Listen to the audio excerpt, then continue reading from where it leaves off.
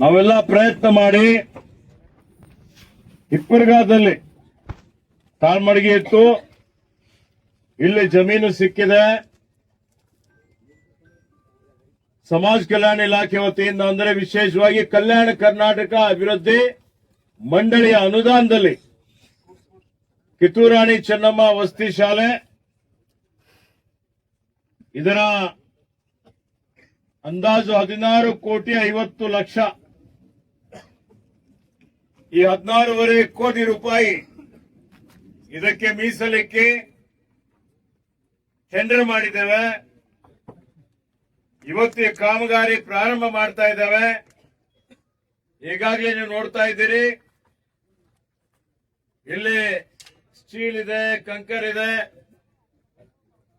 ಈಗಾಗಲೇ ಫೌಂಡೇಶನ್ ಹಾಕ್ಲಿಕ್ಕೆ ತಯಾರಿ ಮಾಡ್ತಾ ಇದ್ದಾರೆ. ಈ ಕಾರ್ಯಕ್ರಮದಲ್ಲಿ ಮುಖ್ಯ ಅತಿಥಿಗಳಾಗಿ ವಿಧಾನ ಪರಿಷತ್ತಿನ ಸದಸ್ಯರಾದಂತ ಮಾನ್ಯ ಡಾಕ್ಟರ್ ಚಂದ್ರಶೇಖರ್ ಪಾಟೀಲ್ ಅವರಿದ್ದಾರೆ. ಜಿಲ್ಲಾಧಿಕಾರಿಗಳಾದ ಶ್ರೀಮತಿ ಶಿಲ್ಪಾ ಶರ್ಮಾ ಅವರಿದ್ದಾರೆ. ಮತ್ತೆ ಪ್ರದೀಪ್ ಮುತ್ಯ ಅವರಿದ್ದಾರೆ. ಕ್ರೈಸ್ಟ್ ಎಡಬ್ಲಿ ಯೋಗೇಶ್ ಇದ್ದಾರೆ, ಸಮಾಜ ಕಲ್ಯಾಣ ಇಲಾಖೆಯವರು. ಎಲ್ಲ ಈ ಭಾಗದ ಪ್ರಮುಖ ಮುಖಂಡಗಳಿದ್ದೀರಿ. ನಮ್ಮ ಬ್ಲಾಕ್ ಅಧ್ಯಕ್ಷರಾದಂತ ಅಫ್ಸರ್ ಮಿಯಾ ಅವರು, ಮಾನ್ಯ ಕಂಟೆಪ್ಪ ದಾನ ಅವರಿದ್ದಾರೆ, ರಾಜ್ಕುಮಾರ್ ಅವರಿದ್ದಾರೆ, ಶಿವರಾಜ್ ಅವರಿದ್ದಾರೆ, ವಿಜಯ್ ಕುಮಾರ್ ಅವರಿದ್ದಾರೆ, ಇಲ್ಲಿ ಸಿದ್ದರಾಮಪ್ಪ ಅವರಿದ್ದಾರೆ. ಉಪಸ್ಥಿತರಿರುವಂತ ಎಲ್ಲ ತೀರ್ಥ ಅವರಿದ್ದಾರೆ. ಎಲ್ಲ ನಮ್ಮ ಆತ್ಮೀಯ ಬಂಧುಗಳೇ, ಈ ಕಾರ್ಯಕ್ರಮಕ್ಕೆ ಕಳೆ ತಂದುಕೊಟ್ಟಂತವರು ಅಂತ ಹೇಳಿದ್ರೆ ನಮ್ಮ ವಿದ್ಯಾರ್ಥಿನಿ ಸಹೋದರ ಸಹೋದರಿಯರು ನೀವೆಲ್ಲ ಇದ್ದೀರಿ, ಬಂದಿದ್ದೀರಿ. ಇಷ್ಟು ಬಿಸಿಲು ಇದ್ರು ನಿಮ್ಮೆಲ್ಲರಿಗೆ ಇವತ್ತಿನ ಒಂದು ಕಾರ್ಯಕ್ರಮದ ಹಾರ್ದಿಕ ಅಭಿನಂದನೆ ಮತ್ತು ಶುಭಾಶಯಗಳನ್ನು ಕೋರ್ತಾ ಇದ್ದೇನೆ. ಆತ್ಮೀಯರೇ, ಇವತ್ತು ತಮ್ಗೆಲ್ಲ ಗೊತ್ತಿದೆ, ನಾವೆಲ್ಲ ಹೇಳ್ತೇವೆ, ಯಾವುದೇ ಒಂದು ಭಾಗ ಸರ್ವಾಂಗೀಣ ಅಭಿವೃದ್ಧಿ ಆಗಬೇಕು ಅಂತ ಹೇಳಿದ್ರೆ ಅದು ಶಿಕ್ಷಣದಿಂದಲೇ ಮಾತ್ರ ಸಾಧ್ಯ. ಅದಕ್ಕೆ ನಾವೆಲ್ಲ ಏನ್ ಹೇಳ್ತೇವೆ? ಶಿಕ್ಷಣವೇ ಶಕ್ತಿ. ಏನ್ ಹೇಳ್ತೇವೆ? ಶಿಕ್ಷಣವೇ ಶಕ್ತಿ. ಶಿಕ್ಷಣದಿಂದಲೇ ಪ್ರಗತಿ, ಶಿಕ್ಷಣದಿಂದಲೇ ಪ್ರಗತಿ. ನಾಲೆಜ್ ಇಸ್ ಪವರ್ ಅಂತ ಹೇಳ್ತೀವಿ. ಏನ್ ಹೇಳ್ತೀವಿ? ಇದು ಜ್ಞಾನಾಧಾರಿತವಾದಂತ ಸಮಾಜ. ಈಗ ಜ್ಞಾನಕ್ಕೆ ಬಹಳ ಬೆಲೆ ಇದೆ. ಬಂಗಾರಕ್ಕಿಂತಲೂ ಹೆಚ್ಚಿನ ಬೆಲೆ ಯಾವುದಕ್ಕಾದ್ರೆ ಇದ್ರೆ ಅದು ಜ್ಞಾನಕ್ಕೆ ಬೆಲೆ ಇದೆ ಅಂತ ನೀವೆಲ್ಲ ತಿಳ್ಕೊಳ್ಬೇಕು. ಇಂದಿನ ಮಕ್ಕಳೇ ನಮ್ಮ ನಾಡಿನ ಮುಂದಿನ ನಾಗರಿಕರು, ನಾಯಕರು. ಅದಕ್ಕೆ ಮಕ್ಕಳು ಬಹಳ ಮುಗ್ಧವಾಗಿರ್ತಾರೆ. ಬಹಳ ಮಕ್ಕಳು ಅಂತ ಹೇಳಿದ್ರೆ ದೇವರಂತಿದ್ದಾರೆ ಅಂತ ಹೇಳ್ತೇವೆ. ಅದಕ್ಕೆ ಕುವೆಂಪು ಅವರು ಹೇಳ್ತಾರೆ, ಮಕ್ಕಳು ಹುಟ್ಟಿದಾಗ ವಿಶ್ವ ಮಾನವರಾಗಿ ಹುಟ್ಟುತ್ತಾರೆ, ಅದು ಬೆಳೀತಾ ಬೆಳೀತಾ ಸ್ವಲ್ಪ ಕಲುಷಿತ ಆಗಿ ಅಲ್ಪ ಮಾನವರಾಗ್ತಾರೆ ಅಂತ. ನೀವೆಲ್ಲ ಅಲ್ಪ ಮಾನವರಾಗಬಾರ್ದು, ವಿಶ್ವ ಮಾನವರಾಗಿ ಹುಟ್ಟಿದ್ದೀರಿ, ವಿಶ್ವ ಮಾನವರಾಗೆ ಬೆಳಿಬೇಕು ಅಂತ ಹೇಳಿ ಇವತ್ತು ನಮ್ಮ ಸರ್ಕಾರ ನಿಮಗಾಗಿ ಎಲ್ಲಾ ಕಾರ್ಯಕ್ರಮಗಳನ್ನು ಮಾಡ್ತಾ ಇದ್ದೇವೆ. ಇವತ್ತು ಈ ಶಾಲೆಯನ್ನು ಕೊಡ್ತಾ ಇದ್ದೇವೆ, ಪ್ರಾರಂಭ ಮಾಡ್ತಾ ಇದ್ದೇವೆ. ನಿಮ್ಗೆಲ್ಲ ಗೊತ್ತಿದೆ, ಇವತ್ತು ಎಲ್ಲಾ ಕಡೆ ಒಂದು ರೀತಿಯಲ್ಲಿ ಬಡವರ ಮಕ್ಕಳು, ರೈತರ ಮಕ್ಕಳು, ಕಾರ್ಮಿಕರ ಮಕ್ಕಳು, ಶೋಷಿತರ ಮಕ್ಕಳು, ಅದರಲ್ಲಿ ಬಾಲಕಿಯರು ನೀವೆಲ್ಲ ಇದ್ದೀರಿ. ನಿಮ್ಗೆಲ್ಲ ಹಿಂದೆ ನೀವೆಲ್ಲ ಪ್ರಾಥಮಿಕ ಶಾಲೆಗೆ ಹೋಗ್ತಿದ್ರಿ, ಪೂರ್ವ ಪ್ರಾಥಮಿಕ ಶಾಲೆಗೆ ಹೋಗ್ತಿದ್ರಿ, ಪ್ರೌಢ ಶಾಲೆಗೆ ಹೋಗ್ತಿದ್ದೀರಿ. ಯಾವುದೇ ಮೂಲ ಸೌಕರ್ಯ ನಿಮ್ಗೆ ಸಿಗ್ತಾ ಇದ್ದಿಲ್ಲ. ಯಾರು ಶ್ರೀಮಂತರ ಮಕ್ಕಳಿದ್ದಾರೆ ಅವರೆಲ್ಲ ಪಬ್ಲಿಕ್ ಸ್ಕೂಲ್ಗೆ ತಮ್ಮ ಮಕ್ಕಳಿಗೆ ಪ್ರವೇಶ ಕೊಡಿಸ್ತಾ ಇದ್ರು, ಗೊತ್ತಲ್ಲ. ಅದಕ್ಕೆ ಬಡ ಮಕ್ಕಳಿಗೂ ಶ್ರೀಮಂತರ ಮಕ್ಕಳಿಗೆ ಯಾವ ರೀತಿಯಲ್ಲಿ ಗುಣಾತ್ಮಕ ಶಿಕ್ಷಣ ಸಿಗ್ತದೆ, ಎಲ್ಲಾ ರೀತಿಯ ಮೂಲ ಸೌಕರ್ಯ ಅವರಿಗೆ ಸಿಗ್ತದೆ. ಅದೇ ಮೂಲ ಸೌಕರ್ಯ, ಒಳ್ಳೆಯ ಗುಣಮಟ್ಟದ ಕಟ್ಟಡಗಳು, ಕೋಣೆಗಳು, ಆಟದ ಮೈದಾನ, ಪೀಠೋಪಕರಣ, ಪಾಠೋಪಕರಣ, ಶುದ್ಧ ಕುಡಿಯುವ ನೀರು, ಶೌಚಾಲಯ, ಅಲ್ಲಿ ಇವತ್ತು ಉದ್ಯಾನವನ, ಇವೆಲ್ಲಾ ರೀತಿಯಲ್ಲಿ ಮೂಲ ಸೌಕರ್ಯ ಕೊಟ್ಟು, ನಿಮ್ಗೆ ರಕ್ಷಣೆ ಕೊಟ್ಟು, ನಿಮ್ಗೆ ಉತ್ತಮವಾದಂತಹ ಶಿಕ್ಷಕರಿಗೆ ಕೊಟ್ಟು, ಇವತ್ತು ನಿಮಗೆ ಒಳ್ಳೆಯ ಸತ್ಪ್ರಜೆಗಳನ್ನಾಗಿ ಮಾಡಿ ನಿಮ್ಗೆ ಉತ್ತಮ ನಾಗರಿಕರನ್ನಾಗಿ ಮಾಡಬೇಕು ಅನ್ನುವಂತ ಘನ ಉದ್ದೇಶದಿಂದ ಸರ್ಕಾರ ಇವತ್ತು ಮೊರಾರ್ಜಿ ದೇಸಾಯಿ ವಸತಿ ಶಾಲೆಗಳಿರ್ಬೋದು, ಕಿತ್ತೂರು ರಾಣಿ ಚೆನ್ನಮ್ಮ ಶಾಲೆ ಇರ್ಬೋದು, ಡಾಕ್ಟರ್ ಬಾಬಾ ಸಾಹೇಬ್ ಅಂಬೇಡ್ಕರ್ ವಸತಿ ಶಾಲೆಗಳಿರ್ಬೋದು, ಎಪಿಜೆ ಅಬ್ದುಲ್ ಕಲಾಂ ವಸತಿ ಶಾಲೆಗಳಿರ್ಬೋದು, ಇವತ್ತಿಲ್ಲಿರುವಂತಹ ಶ್ರೀಮತಿ ಇಂದಿರಾ ಗಾಂಧಿ ಅವರ ವಸತಿ ಶಾಲೆಗಳಿರ್ಬೋದು, ಅಟಲ್ ಬಿಹಾರಿ ವಾಜಪೇಯಿ ವಸತಿ ಶಾಲೆ ಇರ್ಬೋದು, ಇವೆಲ್ಲ ವಸತಿ ಶಾಲೆಗಳು ಅಂದ್ರೆ 5ನೇ ತರಗತಿಯಿಂದ 10ನೇ ತರಗತಿವರೆಗೆ ಮತ್ತೆ ಈಗ ಅಪ್ಗ್ರೇಡ್ ಮಾಡಿ ಮೇಲ್ದರ್ಜೆಗೇರಿಸಿ PU ವರೆಗೆ ಪರಿಪೂರ್ಣ ಶಿಕ್ಷಣ ಕೊಡುವವರೆಗೇನು ನಿಮ್ಗೆಲ್ಲ ಒಂದೇ ಕಡೆ ಒಂದೇ ಪ್ರದೇಶದಲ್ಲಿ ನಿಮ್ಗೆ ಉತ್ತಮವಾದಂತ ಶಿಕ್ಷಣ ಕೊಡಬೇಕು ಅಂತ ಹೇಳಿ ಸಾವಿರಾರು ಕೋಟಿ ರೂಪಾಯಿ ಇವತ್ತು ಖರ್ಚು ಮಾಡಿ ನಿಮ್ಗೆ ಈ ಒಂದು ಶಾಲೆಗಳನ್ನು ಪ್ರಾರಂಭ ಮಾಡ್ತಾ ಇದ್ದೀವಿ ಅನ್ನುವಂತ ಮಾತನ್ನು ಹೇಳಲಿಕ್ಕೆ ಬಯಸ್ತಾರೆ. ನೋಡಿ, ಹಿಂದೆ ನಮ್ಮ ಸರ್ಕಾರ ಇದ್ದಾಗ ನಾನು ಮತ್ತೆ ಉಸ್ತುವಾರಿ ಮಂತ್ರಿ ಇದ್ದೆ 16, 17, 17, 18ರಲ್ಲಿ. ಅವಾಗ ನಮ್ಮ ನೆಚ್ಚಿನ ಮುಖ್ಯಮಂತ್ರಿಗಳಾದಂತಹ ಸಿದ್ದರಾಮಯ್ಯನವರು ಇವತ್ತು ಶೋಷಿತರ ಮಕ್ಕಳಿಗೆ, ಬಡವರ ಮಕ್ಕಳಿಗೆ ಏನ್ ಮಾಡಬೇಕು ಅಂತ ಕೇಳಿದಾಗ ಎಲ್ಲಾ ಕಡೆಯಿಂದ ನಾವೆಲ್ಲ ಶಾಸಕರಾಗಿ ಪ್ರಸ್ತಾವನೆ ಕೊಟ್ಟಿವಿ.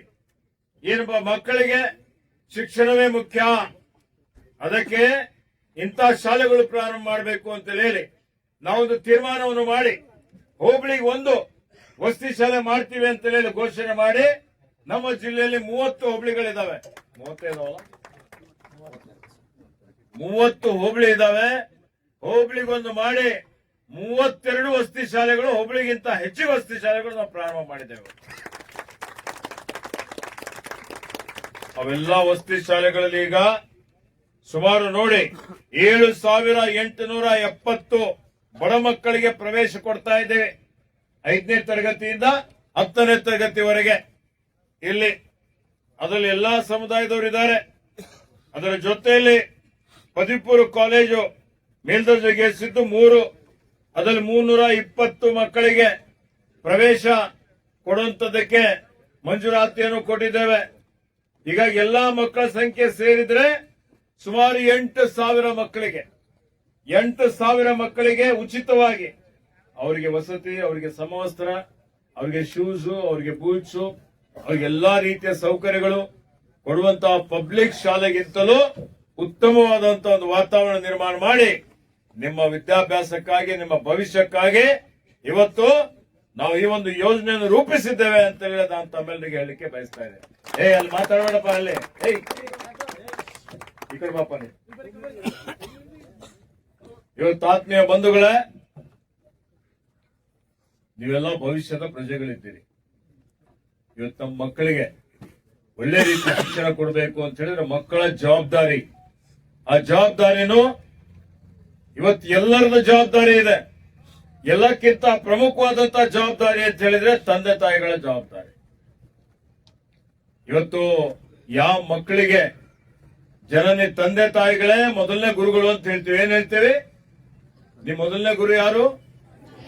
ತಂದೆ ತಾಯಿಗಳ ಮನೇನೆ ಪಾಠಶಾಲೆ, ಮನೇನೆ ಪಾಠಶಾಲೆ. ಹೀಗಾಗಿ ಜನನಿಯಿಂದ ಪಾಠ ಕಲಿತಂತ ಮಕ್ಕಳು ಧನ್ಯರು ಅಂತ ಹೇಳ್ತಾರೆ. ಅಂದ್ರೆ ತಾಯಿಯಿಂದ ಪಾಠ ಕಲಿತಂತ ಮಕ್ಕಳು. ಹೀಗಾಗಿ ನಾನು ನೋಡ್ತಾ ಇದ್ದೇನೆ, ಅನೇಕ ಜನ ಪಾಲಕರು ಬಂದಿರಬಹುದು. ಯೋಗೇಶ್ ಹೇಳಿದೆ, ಮಕ್ಕಳ ಜೊತೆಲಿ ಪಾಲಕರಿಗೂ ಕರೆಸಿ ಅಂತ ಹೇಳಿ. ಇವತ್ತು ಪಾಲಕರ ಸಭೆ ಆಗ್ತದೆ, ಬಹಳ ಕಡಿಮೆ ಬರ್ತಾರೆ. ಅವರೆಲ್ಲ ಇವತ್ತು ಮಕ್ಕಳಿಗೆ ನಾವು ಶಾಲೆಗೆ ಸೇರಿಸಿದ್ರೆ ಆಯ್ತು ಅಂತ ಹೇಳಿ ವಿಚಾರ ಮಾಡ್ತಾರೆ. ಅವ್ರದ್ದು ಜವಾಬ್ದಾರಿ ಇದೆ. ನಮ್ಮ ಮಗನಿಗೆ ಒತ್ತಡ ಏನಿದೆ, ಮಗ ಯಾವ್ದ್ರಲ್ಲಿ ಆಸಕ್ತಿ ಇದೆ, ಅವನಿಗೆ ಯಾವ ವಿಷಯದಲ್ಲಿ ನನ್ನ ಮಗಳಿಗೆ ಇವತ್ತು ಹೆಚ್ಚಿನ ಒಂದು ಅವರಿಗೆ ಜ್ಞಾನ ಇದೆ. ಇವತ್ತು ಇವೆಲ್ಲವನ್ನು ನೋಡುವಂಥದ್ದು, ಅವರ ಆರೋಗ್ಯ ನೋಡುವಂಥದ್ದು, ಮಾನಸಿಕ ಸ್ಥಿತಿಗತಿ ನೋಡುವಂಥದ್ದು ತಂದೆ ತಾಯಿಗಳ ಕರ್ತವ್ಯ ಇದೆ. ಅದು ಹೊರತುಪಡಿಸಿ ಇವತ್ತು ಬರೀ ನಾವು ಪ್ರವೇಶ ಕೊಡಿಸಿದ್ದೀವಿ ಅಂತ ಹೇಳಿ ಅವರಿಗೆ ಶಾಲೆ ಮೇಲೆ, ಶಿಕ್ಷಕರ ಮೇಲೆ ಬಿಟ್ರೆ ಸಾಲದು. ಅದಕ್ಕೆ ಈ ವೇದಿಕೆ ಮುಖಾಂತರ ತಂದೆ ತಾಯಿಗಳಿಗೆ, ಪೋಷಕರೇನಿದ್ದೀರಿ, ನಿಮ್ಮ ಜವಾಬ್ದಾರಿನೂ ಇದೆ. ಅದಕ್ಕೆ ನೀವೆಲ್ಲ ನಿಮ್ಮ ಮಕ್ಕಳು ಯಾವ ರೀತಿಯಲ್ಲಿ, ಯಾಕಂದ್ರೆ ಮಕ್ಕಳು ಇವತ್ತು ತಮ್ಮ ತಂದೆ ತಾಯಿಗಳ ಅನುಕರಣೆ ಮಾಡ್ತಾರೆ. ನಾನು ನಮ್ಮ ತಾಯಿ ಹಾಗಾಗ್ಬೇಕು, ನಾನು ನಮ್ಮ ತಂದೆ ಆಗ್ಬೇಕು ಅಂತ ಹೇಳಿ. ಅದಕ್ಕೆ ಅವರ ಜವಾಬ್ದಾರಿನೂ ಬರೀ ಹೊರಗಡೆ ಕೂತು ಗಪ್ಶಪ್ ಮಾಡುವಂಥದ್ದು, ಅವನು ಹೀಗಿದ್ದಾನೆ ಇವನು ಹೀಗಿದ್ದಾನೆ ಅನ್ನೋದಕ್ಕಿಂತಲೂ ತಮ್ಮ ಮಕ್ಕಳೇ ನಿಮ್ಮ ಆಸ್ತಿ ಇದ್ದಾರೆ. ಮುಂದೆ ನಿಮ್ಮ ಪರಿವಾರಕ್ಕೆ ಒಂದು ರೀತಿಯಲ್ಲಿ ಆಸರೆ ಆಗುವಂತವ್ರು, ಗೌರವ ತರುವಂತವ್ರು ಅಂತ ಹೇಳಿದ್ರೆ ಅದು ನಿಮ್ಮ ಮಕ್ಕಳು ಮಾತ್ರ. ಮಕ್ಕಳಿಗೆ ಹೆಚ್ಚಿನ ಆದ್ಯತೆ ಕೊಡಬೇಕು ಅನ್ನುವಂತ ಮಾತನ್ನು ಹೇಳಿಕೆ ಬಯಸ್ತಾ ಇದೆ. ಮಕ್ಕಳ ನಂತರ ಯಾರ ಜವಾಬ್ದಾರಿ ಇದೆ? ಮಕ್ಕಳ ನಂತರ ಗುರುಗಳ ಜವಾಬ್ದಾರಿ. ಗುರುಗೆ ಬಹಳ ದೊಡ್ಡ ಸ್ಥಾನ ಇದೆ. ಗುರು ಬ್ರಹ್ಮ, ಗುರು ವಿಷ್ಣು, ಗುರುದೇವ ಮಹೇಶ್ವರ, ಗುರು ಸಾಕ್ಷಾತ್ ಪರ ಬ್ರಹ್ಮ ತಸ್ಮೈ ಶ್ರೀ ಗುರುವೇ ನಮಃ. ವಾ, ಚೆನ್ನಾಗಿ ಕಲ್ತಿದ್ದೀರಿ, ಚಪ್ಪಾಳೆ ಕಲ್ತಿದ್ದೀರಿ. ಹೇಳಕ್ಕಿಂತ ಮೊದಲೇ ಹೇಳ್ತಾ ಇದ್ದೀನಿ. ಅದಕ್ಕೆ ಶಿಕ್ಷಕರ ಮೇಲೆ ದೊಡ್ಡ ಶಿಕ್ಷಕರು ಇವತ್ತು ಈ ದೇಶದ ಬೆನ್ನೆಲುಬು. ಇವತ್ತು ಮಕ್ಕಳಿಗೆ ತಯಾರು ಮಾಡುವಂತವ್ರು, ವೇದಿಕೆ ಕಲ್ಪಿಸಿಕೊಡುವಂತವ್ರು. ಇವತ್ತು ಅದಕ್ಕೆ ಅವರು ಮಕ್ಕಳಿಗೆ ಯಾರಿಲ್ಲ, ನಿಮ್ಮ ಪ್ರಾಚಾರ್ಯರಿದ್ದಾರೆ, ನಿಮ್ಮ ಶಿಕ್ಷಕರಿದ್ದಾರೆ, ವಾರ್ಡನ್ ಇದ್ದಾರೆ, ಅಡಿಗೆ ಸಹಾಯಕರಿದ್ದಾರೆ, ಅವರೆಲ್ಲರ ಜವಾಬ್ದಾರಿ ಇದೆ. ನಿಮ್ಮ ಮಕ್ಕಳು ನೀವೇನಿದ್ದೀರಿ, ನಿಮ್ಗೆ ಸ್ವಂತ ಮಕ್ಕಳು ಅಂತ ಹೇಳಿ ತಿಳಿದುಕೊಂಡು ಅವ್ರು ನಿಮ್ಗೆ ಮಾರ್ಗದರ್ಶನ ಮಾಡಿ ನಿಮ್ಗೆ ಬೆಳೆಸುವಂತ ಒಂದು ಕೆಲಸ ಮಾಡಿದ್ರೆ ಅವರಿಗೆ ಆ ಭಗವಂತನು ಮೆಚ್ಚುತ್ತಾನೆ, ಅವ್ರಿಗೆ ಒಳ್ಳೇದಾಗ್ತದೆ. ಆ ರೀತಿಯಲ್ಲಿ ಶಿಕ್ಷಕರು ಸಹಿತ ಇವತ್ತು ಅವ್ರ ಮೇಲೆ ದೊಡ್ಡ ಜವಾಬ್ದಾರಿ ಇದೆ. ಅದೇ ರೀತಿಯಲ್ಲಿ ಸಮಾಜದ್ದು ಅಂತ ಹೇಳಿದ್ರೆ ಗ್ರಾಮ ಪಂಚಾಯತಿ, ತಾಲೂಕ್ ಪಂಚಾಯತಿ, ಜಿಲ್ಲಾ ಪಂಚಾಯತಿ, ಜಿಲ್ಲಾಡಳಿತ, ಶಾಸಕರು, ಸಂಸದರು ಎಲ್ಲರ ಜವಾಬ್ದಾರಿ ಇದೆ. ನಿಮ್ಗೆ ಏನ್ ಬೇಕಾಗಿದೆ, ಯಾವ ರೀತಿಯಲ್ಲಿ ಮೂಲ ಸೌಕರ್ಯ ಬೇಕಾಗಿದೆ, ನಿಮ್ಗೆ ರಕ್ಷಣೆ ಕೊಡುವಂಥದ್ದು, ನಿಮ್ ಬಗ್ಗೆ ಮಾಹಿತಿ ತೆಗೆದುಕೊಳ್ಳುವಂಥದ್ದು, ಎಲ್ಲಾ ರೀತಿಯಲ್ಲಿ ಇವತ್ತು ಮಾಡುವಂಥದ್ದು ಬಹಳ ಅವಶ್ಯಕತೆ ಇದೆ. ಅದಕ್ಕೆ ನೀವೆಲ್ಲ 10ನೇ ತರಗತಿಯವರಿದ್ದೀರಿ ಅಲ್ಲ, ಅದರಲ್ಲಿ ಬಾಲಕಿಯರಿದ್ದೀರಿ, ಬಹಳಷ್ಟು ಜನ ಬಾಲಕಿಯರು ಇಲ್ಲಿ ಪ್ರವೇಶ ಮಾಡಿದ್ದೀರಿ. ಹೀಗಾಗಿ ನಿಮ್ಮೆಲ್ಲರಲ್ಲಿ ಒಂದು ಛಲ ಇರ್ಬೇಕು, ಒಂದು ದೊಡ್ಡ ಗುರಿ ಇಟ್ಕೊಳ್ಬೇಕು. ಹಿಂದೆಲ್ಲ ನಾವು ಚಿಕ್ಕವರಿದ್ದಾಗ ಒಂದು ಮಾತು ಹೇಳ್ತಾ ಇದ್ರು, ಒಂದು ಗಾದೆ ಮಾತಿದೆ, ಏನಿದೆ? If wealth is last nothing is last. Wealth ಅಂದ್ರೆ ಏನು? ಸಂಪತ್ತು. ಗುಡ್. ವೆಲ್ತ್ ಅಂದ್ರೆ ಸಂಪತ್ತು. ಹಣ ಕಳೆದೋದ್ರೆ ಮತ್ತೆ ಬರ್ತದೆ, ಬರುತ್ತಲ್ಲ, ಗಳಿಸಬಹುದಲ್ಲ, ಗಳಿಸಬಹುದು. Wealth is last, something is, nothing is last. If health is last, health ಅಂದ್ರೆ ಏನು? ಆರೋಗ್ಯ. Health is last, something is last. ಆರೋಗ್ಯ ಕೆಟ್ಟೋಯ್ತು ಅಂದ್ರೆ ಏನೋ ಒಂದು ಹೋಗಿದಾಗಪ್ಪ. ಈಗ ನೋಡಿದ್ರೆ ಸಣ್ಣ ಸಣ್ಣವ್ರಿಗೆ ನೋಡ್ತಾ ಇರ್ತೀವಿ ನಾವು, ಇನ್ನು ನೀವು ಪರವಾಗಿಲ್ಲ. ಕೆಲವೊಂದ್ ಕಡೆ ಹೋದ್ರೆ ಇಷ್ಟಿಷ್ಟೇ ಇದ್ದಾರೆ ಮಕ್ಕಳು. 10ನೇ ತರಗತಿ ಮಕ್ಕಳು ನೋಡಿದ್ರೆ ಇವತ್ತು 3.5-4 ಫೀಟು, 4.25 ಫೀಟು ಹಿಂಗೆ. ಅದರಲ್ಲಿ ಬಾಲಕಿಯರು ಬಹಳ ಇವತ್ತು ವೇಟು ಇರಲ್ಲ, ಹೈಟು ಇರಲ್ಲ. ಹೀಗಾಗಿ ಆರೋಗ್ಯ ಕಾಪಾಡಿಕೊಳ್ಬೇಕು ಅಂತ ಹೇಳಿ ಸಣ್ಣ ಮಕ್ಕಳಿಗೆ ನೋಡ್ತಾ ಇದ್ದೀವಿ ಏನೇನಾಗ್ತಾ ಇದೆ. ಯಾರಿಗೆ BP ಇದೆ, ಶುಗರ್ ಇದೆ, ಹೃದಯ ಕಾಯಿಲೆ ಇದೆ, ಕಿಡ್ನಿ ಕಾಯಿಲೆ ಇದೆ, ಅನೇಕ ಕಾಯಿಲೆಗಳಿಂದ ಬಳಲ್ತಾ ಇದ್ದೀರಿ. ಆರೋಗ್ಯವಂತ ಸಮಾಜ ನಿರ್ಮಾಣ ಆಗಬೇಕು ಅಂದ್ರೆ ಆರೋಗ್ಯವಂತ ಮಕ್ಕಳು ಇರ್ಬೇಕಲ್ಲ. ಈಗ ನೀವೆಲ್ಲ ಆರೋಗ್ಯದ ಬಗ್ಗೆ ಹೆಚ್ಚಿನ ಗಮನ ಹರಿಸಬೇಕು. ಬರೀ ಓದ್ಬೇಕು, 100ಕ್ಕೆ 100% ತರಬೇಕು. 100ಕ್ಕೆ 100% ತಂದ್ರು ಆಯ್ತು, ಜ್ಞಾನ ಬರ್ತದೆ. ಅದ್ರ ಜೊತೆಲಿ ಏನ್ ಬೇಕು ನಿಮ್ಗೆ? ಆರೋಗ್ಯನೂ ಬೇಕು, ಸಾಮಾನ್ಯ ಜ್ಞಾನ, ಕಾಮನ್ ಸೆನ್ಸ್ ಅಂತ. ಬದುಕಿನಲ್ಲಿ ನೀವು ಯಶಸ್ಸು ಗಳಿಸಬೇಕು ಅಂತ ಹೇಳಿದ್ರೆ ಬಹಳ ಪ್ರತಿಭಾವಂತಿದ್ದಾರೆ, 100ಕ್ಕೆ 100 ಫಸ್ಟ್ ರ್ಯಾಂಕ್ ಪಡೆದಿದ್ದಾನೆ. ಅವನಿಗೆ ಸಾಮಾನ್ಯ ಜ್ಞಾನ ಇಲ್ಲದೆ ಇದ್ರೆ ಅವನ ಸಮಾಜದಲ್ಲಿ ಏನು ಮಾಡ್ಲಿಕ್ಕೆ ಸಾಧ್ಯ ಆಗಲ್ಲ. ಅದಕ್ಕೆ ನೀವೆಲ್ಲ ಒತ್ತಡದಲ್ಲಿ ಇರ್ತೀರಿ. ನಿಮ್ ತಂದೆ ತಾಯಿಗಳು ಮೆಡಿಕಲ್ ಮಾಡಬೇಕು, ಓದೋದು, ಇವತ್ತು ಅದೇ ಹೊಡೆಯೋದು, ಇವತ್ತು ಅದರಲ್ಲಿ ಆರೋಗ್ಯನ ಹಾಳು ಮಾಡ್ಕೊಳ್ತೀರಿ, ಮಾನಸಿಕವಾಗಿ ದುರ್ಬಲ ಆಗ್ತೀರಿ. ಅದಕ್ಕೆ ನಿಮ್ಗೆ ಯಾವುದ್ರಲ್ಲಿ ಆಸಕ್ತಿ ಇದೆ? ಯಾರಿಗೆ ಕಲೆಯಲ್ಲಿ ಆಸಕ್ತಿ ಇರ್ತದೆ, ಯಾರಿಗೆ ಚಿತ್ರದಲ್ಲಿ ಆಸಕ್ತಿ ಇರ್ತದೆ, ಯಾರಿಗೆ ವಿಜ್ಞಾನದಲ್ಲಿ ಇರ್ತದೆ, ಯಾರಿಗೆ ವಾಣಿಜ್ಯದಲ್ಲಿ ಆಸಕ್ತಿ ಇರ್ತದೆ, ಯಾರಿಗೆ ಕ್ರೀಡಾಕೂಟದಲ್ಲಿ ಆಟ ಪಾಠಗಳಲ್ಲಿ ಆಸಕ್ತಿ ಇರ್ತದೆ, ಯಾರಿಗೆ ಗಾಯನದಲ್ಲಿ ಆಸಕ್ತಿ ಇರ್ತದೆ, ಯಾವುದರಲ್ಲಿ ಪ್ರತಿಭೆ ಸೂಕ್ತವಾಗಿರ್ತದೆ ಎಲ್ಲರ ಹತ್ರ. ಆ ಪ್ರತಿಭೆ ಹೊರಹೊಮ್ಮಲಿಕ್ಕೆ ಏನು ಪರಿಸರ ನಿರ್ಮಾಣ ಮಾಡಬೇಕು ಅದನ್ನು ಮಾಡುವಂತ ಕರ್ತವ್ಯ ನಮ್ಮೆಲ್ಲರದ್ದು ಇದೆ. ಹೀಗಾಗಿ ನಿಮ್ಗೆ ಆಸಕ್ತಿ ಯಾವುದರಲ್ಲಿದೆ ಅದನ್ನೇ ಆಯ್ಕೆ ಮಾಡಿಕೊಂಡು ನೀವು ಮುಂದೆ ಹೋಗ್ಬೇಕು. ಆರೋಗ್ಯವನ್ನು ಕಾಪಾಡಬೇಕು. ಏನ್ ಮಾಡ್ಬೇಕು? ಆರೋಗ್ಯ ಕಾಪಾಡಬೇಕು ಅಂತ ಹೇಳಿದ್ರೆ ವ್ಯಾಯಾಮ ಮಾಡಬೇಕು, ವಾಕಿಂಗ್ ಮಾಡಬೇಕು, ಯೋಗ ಮಾಡಬೇಕು, ಜೊತೆಯಲ್ಲಿ ಪರಿಶ್ರಮ ಮಾಡಬೇಕು. ಬೆಳಗ್ಗೆ ಎದ್ದು ಚೆನ್ನಾಗಿ ಊಟ ಎಲ್ಲ ತಿಂಡಿ ಎಲ್ಲ ಚೆನ್ನಾಗಿ ಮಾಡ್ಬೇಕು, ಕಾಯಿಪಲ್ಯ ತಿನ್ಬೇಕು. ಚೆನ್ನಾಗಿ ಊಟ ಮಾಡ್ತೀರಾ? ಮಾಡ್ತೀರಿ. ಅದಕ್ಕೆ ನೀವೆಲ್ಲ ಆರೋಗ್ಯವಂತರಾಗಿರ್ಬೇಕು ಅಂತ ಹೇಳಿ ಕೊನೆಯದಾಗಿ ಏನ್ ಹೇಳ್ತಾರೆ, if character is last everything is last. Character ಅಂದ್ರೆ ಏನು? ಕ್ಯಾರೆಕ್ಟರ್ ಅಂದ್ರೆ ಚಾರಿತ್ರ್ಯ. ಯಾರು ಇವತ್ತು ನಾವೆಲ್ಲ ಸತ್ಯ ನ್ಯಾಯ ನೀತಿ ಮೇಲೆ ಇರಬೇಕು ಅನ್ನೋಂಥದ್ದು ಗೊತ್ತಾಯ್ತಾ? ರಾಷ್ಟ್ರೀಯತೆ, ದೇಶಭಕ್ತಿ, ಸಮಾಜದ ಬಗ್ಗೆ ಕಳಕಳಿ ಇಟ್ಕೊಂಡು ಸತ್ಯ ನ್ಯಾಯ ನೀತಿ ಮೇಲೆ ನಡಿಬೇಕು ಅನ್ನೋಂಥದ್ದು. ಅದಕ್ಕೆ ಚಾರಿತ್ರ್ಯವಂತರು ಅಂತ ಹೇಳಿದ್ಮೇಲೆ ಮುಂದೆ ಯಾವುದೇ ದುಶ್ಚಟ ದುರ್ಗುಣಗಳಿಗೆ ಬಲಿ ಆಗ್ಬಾರ್ದು, ತಂದೆ ತಾಯಿಗಳಿಗೆ ಗೌರವ ಕೊಡಬೇಕು. ಇವತ್ತು ಆ ರೀತಿಯಲ್ಲಿ ನೀವು ಬೆಳೆದ್ರೆ ಸಮಾಜಕ್ಕೆ ನೀವೆಲ್ಲ ಶಕ್ತಿ ಆಗ್ತೀರಾ ನೀವೆಲ್ಲ ಆಗ್ತೀರಿ ಅಂತ ನಮಗೆ ಭರವಸೆ ಇದೆ. ಅದಕ್ಕೆ ನೀವೆಲ್ಲ ಏನ್ ಗುರಿ ಇದೆ, ನೀವೆಲ್ಲ ವಿದ್ಯಾಭ್ಯಾಸ ಮಾಡ್ತಾ ಇದ್ದಾಗ 10ನೇ ತರಗತಿಯಲ್ಲಿದ್ದೀರಿ, ಪದವಿ ಪೂರ್ವಕ್ಕೆ ಹೋಗಿದ್ರೆ ವಿಜ್ಞಾನ ತಗೋಬೇಕಾ, ಇವತ್ತು ಆರ್ಟ್ಸ್ ತಗೋಬೇಕಾ, ವಾಣಿಜ್ಯ ತಗೋಬೇಕಾ, ಏನ್ ಮಾಡ್ಬೇಕು, ಇಂಜಿನಿಯರಿಂಗ್ ಮಾಡ್ಬೇಕಾ, ಮೆಡಿಕಲ್ ಮಾಡ್ಬೇಕಾ, ಅಥವಾ ರೈತರಾಗ್ಬೇಕಾ, ರಾಜಕಾರಣಿ ಆಗ್ಬೇಕಾ? ದೊಡ್ಡದ ಕನಸು ಕಾಣಬೇಕು. ನೀವೆಲ್ಲ ಏನ್ ಕಾಣಬೇಕು? ದೊಡ್ಡ ಕನಸುಗಳು. ಎಲ್ಲಾದ್ರೂ ಹೋಗಿ ನಾನು ಆಕಾಶಕ್ಕೆ ಹೋಗ್ತೀನಿ ಅಂದ್ರೆ ಯಾವ್ದಾದ್ರು 2ನೇ ಅಂತಸ್ತಿಗೆ ಹೋಗ್ಕೊಡ್ತೀನಿ. ಗೊತ್ತಾಯ್ತಾ? ಅದಕ್ಕೆ ಇವತ್ತು ನೀವೆಲ್ಲ ಸ್ವಾಮಿ ವಿವೇಕಾನಂದರು ಒಂದು ಮಾತನ್ನು ಹೇಳ್ತಾರೆ. ಏನ್ ಹೇಳ್ತಾರೆ?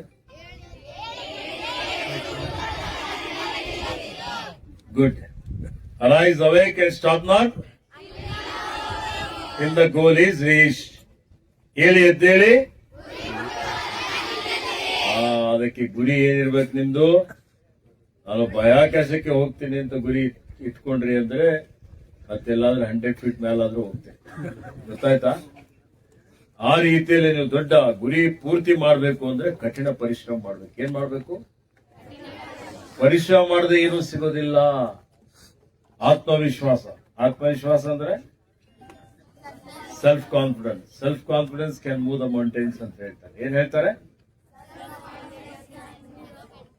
ಆತ್ಮವಿಶ್ವಾಸ ಇದ್ರೆ ಪರ್ವತವನ್ನು ಚಲಿಸುವಂತೆ ಮಾಡ್ತದೆ. ನಿನ್ನ ಹತ್ರ ಎಳ್ಳಷ್ಟು ಆತ್ಮವಿಶ್ವಾಸ ಇದ್ರೆ ಅಸಂಭವವಾದಂಥದ್ದು ಏನೂ ಇಲ್ಲ. ಸರಿನಾ? ನಾನಿದು ಮಾಡ್ತೀನಿ, ಐ ಕ್ಯಾನ್ ಡೂ ಇಟ್, ನಾನು ಮಾಡ್ತೀನಿ ಅಂತ ಹೇಳಿದ್ರೆ ನಿಮಗೆ ಮಾಡ್ಲಿಕ್ಕೆ ಸಾಧ್ಯ ಆಗ್ತದೆ. ಅದಕ್ಕೆ ಇವತ್ತು ನೀವೆಲ್ಲ ದೊಡ್ಡ ದೊಡ್ಡ ಬಾಲಕಿಯರು ಎಲ್ಲದರಲ್ಲಿ ಮುಂದೆ ಬರ್ತಾ ಇದ್ದೀರಿ. ಇವತ್ತು ನೀವು ವಿಜ್ಞಾನದಲ್ಲಿದ್ದೀರಿ, ತಂತ್ರಜ್ಞಾನದಲ್ಲಿದ್ದೀರಿ, ಆಡಳಿತದಲ್ಲಿದ್ದೀರಿ, ಇವತ್ತು ಎಲ್ಲಾ ಕ್ಷೇತ್ರದಲ್ಲಿದ್ದೀರಿ, ಕ್ರೀಡಾಕೂಟದಲ್ಲಿದ್ದೀರಿ. ಒಲಿಂಪಿಕ್ ಪದವಿ ಎಲ್ಲಕ್ಕಿಂತ ಹೆಚ್ಚಿಗೆ ಯಾರು ತಗೊಂಡಿದ್ದಾರಮ್ಮ? ಮಹಿಳೆಯರೇ ತಗೊಂಡಿದ್ದಾರೆ. ಯಾವ್ಯಾವ ಮಹಿಳೆ ತಗೊಂಡಿದ್ದಾರೆ ಹೇಳ್ರಿ, ಯಾರ್ಯಾರಿಗೆ ಗೊತ್ತು? ಕೈ ಎತ್ತರಿ. ಮೊದಲು ಒಲಿಂಪಿಕ್ಸ್ ಬಗ್ಗೆ ರಾಷ್ಟ್ರಾದ್ಯಂತ ಚರ್ಚೆ ಯಾರ್ದಾಯ್ತು? ಕರೆಕ್ಟ್. ಚಪ್ಪಾಳೆ ತಟ್ರಿ, ಹುಷಾರಿದೆ. ಮತ್ತೆ ಆಮೇಲೆ ಈಗ ಬ್ಯಾಡ್ಮಿಂಟನ್ ದಲ್ಲಿ ಯಾರಿದ್ದಾರೆ? ಕುಸ್ತಿಯಲ್ಲಿ ಯಾರಿದ್ದಾರೆ? ಮೇರಿ ಕಾಮ್ ಹೆಸರು ಕೇಳಿದಿರಿ? ಸೈನಾ ನೆಹ್ವಾಲ್ ಹೆಸರು ಕೇಳಿದಿರಿ? ಸುಮಾರು ಜನ ಮಹಿಳೆಯರು ಇವತ್ತು ಒಲಿಂಪಿಕ್ಸ್ ನಲ್ಲಿ, ಕಾಮನ್ವೆಲ್ತ್ ನಲ್ಲಿ, ಅಂತಾರಾಷ್ಟ್ರೀಯ ಮಟ್ಟದಲ್ಲಿ ಬಹಳಷ್ಟು ದೊಡ್ಡ ಮಟ್ಟದಲ್ಲಿ ಸಾಧನೆ ಮಾಡಿದ್ದಾರೆ. ಗೊತ್ತಾ? ಆ ಸಾಧನೆ ನಾವು ಮಾಡ್ತೀವಿ ಅನ್ನೋಂತ ಛಲ ನಿಮ್ಮೆಲ್ಲರಿಗೆ ಇರಬೇಕು. ಅದಕ್ಕಾಗಿ ಶಾಲಾಗಳೆಲ್ಲ ನಾವು 100 ಕೋಟಿ ರೂಪಾಯಿ ಖರ್ಚು ಮಾಡಿ ನಿಮ್ಗೆ ಎಲ್ಲಾ ರೀತಿಯ ವ್ಯವಸ್ಥೆ ಮಾಡ್ತಾ ಇದ್ದೀವಿ. ಇದಕ್ಕೆ ನಾನು ಹೆಚ್ಚಿನ ಸಮಯ ತೆಗೆದುಕೊಳ್ಳದೆ ಇವತ್ತು ಒಳ್ಳೆ ರೀತಿಯಿಂದ ವಿದ್ಯಾಭ್ಯಾಸ ಮಾಡಿ ಒಳ್ಳೆ ನಾಗರಿಕರಾಗಿ ಉನ್ನತ ಕ್ಷೇತ್ರ ಅಭಿವೃದ್ಧಿ ಪಥದತ್ತ ಹೋಗ್ತಾ ಇದೆ. ಅಭಿವೃದ್ಧಿಯಲ್ಲೇ ಯಾವುದೇ ರಾಜಕೀಯ ಇಲ್ಲ. ನಮ್ಮ ಸರ್ಕಾರ, ಕಾಂಗ್ರೆಸ್ ಸರ್ಕಾರ, ನಾವು ಬಂದೀಗ 3 ವರ್ಷ ಆಗ್ತಾ ಇದೆ. ನಡೆದಂತೆ ನುಡಿತಾ ಇದ್ದೇವೆ. ಎಲ್ಲಾ ಗ್ಯಾರಂಟಿಗಳು ಅನುಷ್ಠಾನಕ್ಕೆ ತಂದಿದ್ದೇವೆ. ಎಲ್ಲಾ ರೀತಿಯ ಅಭಿವೃದ್ಧಿ ಪರ ಕೆಲಸ ಕಾರ್ಯಗಳು ಮಾಡ್ತಾ ಇದ್ದೇವೆ. ಡಾಕ್ಟರ್ ಚಂದ್ರಶೇಖರ್ ಪಾಟೀಲ್ ಇದ್ದಾರೆ, ಭೀಮರಾವ್ ಪಾಟೀಲ್ ಇದ್ದಾರೆ, ಮಾಜಿ ಸಚಿವರಾದಂತ ರಾಜಶೇಖರ್ ಪಾಟೀಲ್ ಅವರಿದ್ದಾರೆ, ಹಾಲಿ ಶಾಸಕರಾದಂತ ಸಿದ್ದು ಪಾಟೀಲ್ ಅವರಿಗೂ ಆಹ್ವಾನ ಮಾಡಿದ್ದೆ ನಾನು, ಬರ್ರಿ ಅಂತ ಹೇಳಿ. ಯಾವ ಕಾರಣಕ್ಕೆ ಬಂದಿಲ್ಲ ಗೊತ್ತಿಲ್ಲ ನನಗೆ. ಎಲ್ಲರ ಉದ್ದೇಶ ಅಭಿವೃದ್ಧಿ. ಅಭಿವೃದ್ಧಿನೇ ನಮ್ಮ ಮಂತ್ರ. ರಾಜಕೀಯ ಅಂದ್ರೆ ಏನು? ರಾಜಕೀಯ ಅಂದ್ರೆ ಸಮಾಜ ಸೇವೆ. ಈಗ ಬಹಳ ಕಲುಷಿತ ಆಗಿದೆ. ಆದರೆ ಇವತ್ತು ನಮ್ಮ ಗುರಿ ಏನಿದೆ ಅದೇ ಮುಂದುವರಿಬೇಕು.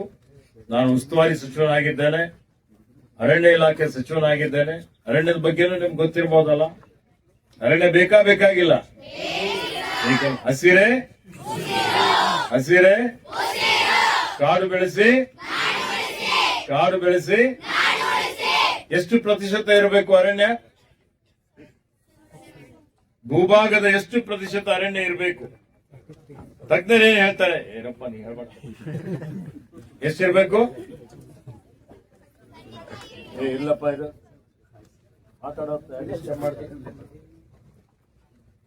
ಎಷ್ಟು ಪರ್ಸೆಂಟೇಜ್ ಇರಬೇಕು? ಯಾರೋ ಹೇಳಿದಂಗೆ ಕಾಣಿಸ್ತಾರೆ. 33% ಅರಣ್ಯ ಇರಬೇಕು. ಎಷ್ಟಿದೆ ಕರ್ನಾಟಕ ರಾಜ್ಯದಲ್ಲಿ? ಎಷ್ಟಿದೆ? 21% ಇದೆ. ಎಷ್ಟಿದೆ? 21% ಇದೆ. ನಮ್ಮ ಜಿಲ್ಲೆಯಲ್ಲಿ ಇನ್ನೂ ಕಡಿಮೆ ಇದೆ, 5-6% ಮಾತ್ರ ಇದೆ. ಹೀಗಾಗಿ ಜಿಲ್ಲೆಯಲ್ಲಿ ಮುಂದೆ ಪ್ರಕೃತಿ ಪರಿಸರ ಉಳಿಸಬೇಕು ಅಂತ ಹೇಳಿದ್ರೆ ಮರ ಬೆಳೆಸಬೇಕು. ಇಲ್ಲಿ ಪ್ರತಿಯೊಬ್ಬ ಶಾಲೆ ಸ್ಕೂಲ್ ಕಟ್ತಾ ಇದೀವಲ್ಲ, ಇಲ್ಲಿ ಸುತ್ತಮುತ್ತ ಖಾಲಿ ಜಾಗ ಇದ್ದ ಕಡೆ ಎಲ್ಲ ಚೆನ್ನಾಗಿ ಮರ ಗಿಡ ಎಲ್ಲ ಬೆಳೆಸ್ಬೇಕು. ಬೆಳೆಸ್ತೀರಿ? ಒಬ್ಬೊಬ್ಬರು ಒಂದೊಂದು ಜವಾಬ್ದಾರಿ ತಗೋಬೇಕು. ನಿಮ್ ಮನೆ ಎದುರಿದ್ದ ಮರ ಕಡಿಲಿಕ್ಕೆ ಬಿಡಬಾರದು. ಅರ್ಥ ಆಯ್ತಾ? ಸ್ವಚ್ಛತೆ ಕಾಪಾಡಬೇಕು. ಶುದ್ಧ ನೀರು, ಶುದ್ಧ ಗಾಳಿ, ಶುದ್ಧ ಆಹಾರ ಬೇಕಾ ಇಲ್ಲ? ಗಾಳಿಯಲ್ಲಿ ಮಾಲಿನ್ಯ, ನೀರಿನಲ್ಲಿ ಮಾಲಿನ್ಯ, ಆಹಾರದಲ್ಲಿ ಮಾಲಿನ್ಯ, ಎಲ್ಲಾ ಮಾಲಿನ್ಯ ರಹಿತವಾಗಿರ್ಬೇಕು. ಅದೆಲ್ಲ ನಿಮ್ಮ ಜವಾಬ್ದಾರಿ. ನಿಮ್ಮ ಮುಂದಿನ ನಾಗರಿಕರಿದ್ದೀರಿ. ಮಾಡ್ತೀರಿ? ಅರಣ್ಯ ಬೆಳೆಸ್ತೀರಿ? ವನ್ಯಜೀವಿಗಳ ಬಗ್ಗೆ ಕೇಳಿರಿ? ಆನೆ, ಹುಲಿ, ಚಿರತೆ ನೋಡಿರಿ? ನಿಮ್ಗೆ ಬೆಂಗಳೂರು ಕರ್ಕೊಂಡೋಗಿ ಅಲ್ಲಿ ಬಂಡೀಪುರದಾಗ ಬಿಟ್ಬಿಡ್ತೀನಿ. ಚಿರತೆ, ಆನೆ, ಹುಲಿ ಎಲ್ಲವೂ ಇದೆ. ಗೊತ್ತಾ? ಪ್ರಕೃತಿ ಪರಿಸರ ಸಮತೋಲನ ಕಾಪಾಡಬೇಕು ಅಂದ್ರೆ ಆನೆ, ಚಿರತೆ ಎಲ್ಲವೂ ಬೇಕು ಅಲ್ವಾ? ಅದಕ್ಕೆ ಪರಿಸರ ಬಗ್ಗೆನೂ ತಾವು ಚೆನ್ನಾಗಿ ಅಧ್ಯಯನ ಮಾಡಿ, ಈಗಾಗಲೇ ಮಾತಾಡಿದ್ದಾರೆ ಡಾಕ್ಟರ್ ಚಂದ್ರಶೇಖರ್ ಪಾಟೀಲ್ ಅವರು. ಯಾವುದೇ ಗುತ್ತೇದಾರ್ ತಗೊಂಡಿದ್ದಾರೆ, ಯಾವ ತಗೊಂಡಿದ್ದಾರೆ ನನಗೆ ಗೊತ್ತಿಲ್ಲ. ಇವತ್ತಿದು ಸಮಾಜ ಕಲ್ಯಾಣ ಇಲಾಖೆ ವತಿಯಿಂದ ಅನುಷ್ಠಾನ ಆಗ್ತಾ ಇದೆ, ಕ್ರೈಸ್ ವತಿಯಿಂದ. ಇಲ್ಲೇ WAW ಇಬ್ರು ಇದ್ದಾರೆ. ನೀವು ಗುಣಮಟ್ಟದ ಕಾಮಗಾರಿ ಮಾಡಿದ್ರೆ ನಿಮಗೆ ತಂದು ಸನ್ಮಾನ ಮಾಡ್ತೀವಿ ಎಲ್ಲರೂ ಕೂಡಿ. ಕಳಪೆ ಮಟ್ಟದ ಅಂತೇಳಿ ಏನಾದ್ರೂ ಹೊರಗಡೆ ಬಂತು ಅಂದ್ರೆ ನಿಮಗೆ ಮನೆಗೆ ಕಳಿಸ್ತೀವಿ. ಬಹಳ ಸ್ಪಷ್ಟವಾಗಿ ಹೇಳ್ತಾರೆ. ಇವತ್ತು ಗುಣಮಟ್ಟದಲ್ಲಿ ಯಾವುದೇ ಕಾಂಪ್ರಮೈಸ್ ಇಲ್ಲ. ಹಿಂದೆ ಈಗಾಗಲೇ ದೂರು ಬಂದಿದೆ. ಇದೇ ಗುತ್ತೇದಾರೇನೋ ದುಬಳಗುಂಡಿಯಲ್ಲಿ ಬೇರೆ ಕಡೆ ಕುಡಿಯುವ ನೀರಿನ ಯೋಜನೆ ಅನುಷ್ಠಾನದಲ್ಲಿ ಲೋಪಗಳಾಗಿದೆ ಅಂತ ಹೇಳಿ ಈಗಾಗಲೇ ಮುಖ್ಯ ಕಾರ್ಯನಿರ್ವಾಹಕ ಅಧಿಕಾರಿಗಳಿಗೆ ಅದರ ಬಗ್ಗೆ ತಪಾಸಣೆ ಮಾಡಿ ಎನ್ಕ್ವೈರಿ ಮಾಡಿ ಅಂತ ನಾನು ಆದೇಶ ಕೊಟ್ಟಿದ್ದೇನೆ. ತನಿಖಾ ವರದಿ ಬಂದ ಮೇಲೆ ಅವ್ರ ಮೇಲೆ ಕ್ರಮ ಆಗ್ತದೆ.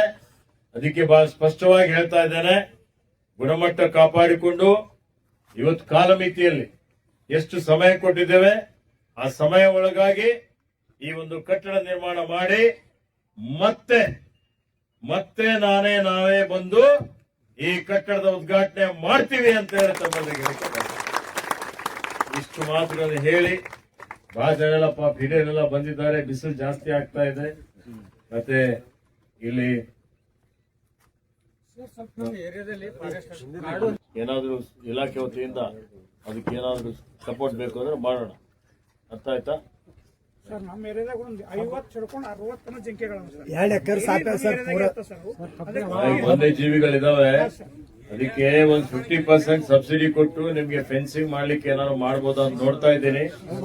ಪ್ರಸ್ತಾವನೆ ಕೊಡಿ, ಕೊಟ್ರೆ ಅದಕ್ಕೆ ಸೋಲಾರ್ ತಂತಿ ನಿರ್ಮಾಣ ಮಾಡ್ಲಿಕ್ಕೆ ನಾನು ಅದಕ್ಕೆ ಮಂಜೂರಾತಿ ಮಾಡುವಂತ ಕೆಲಸ ಮಾಡ್ತೇನೆ. ಅರ್ಥ ಆಯ್ತಾ?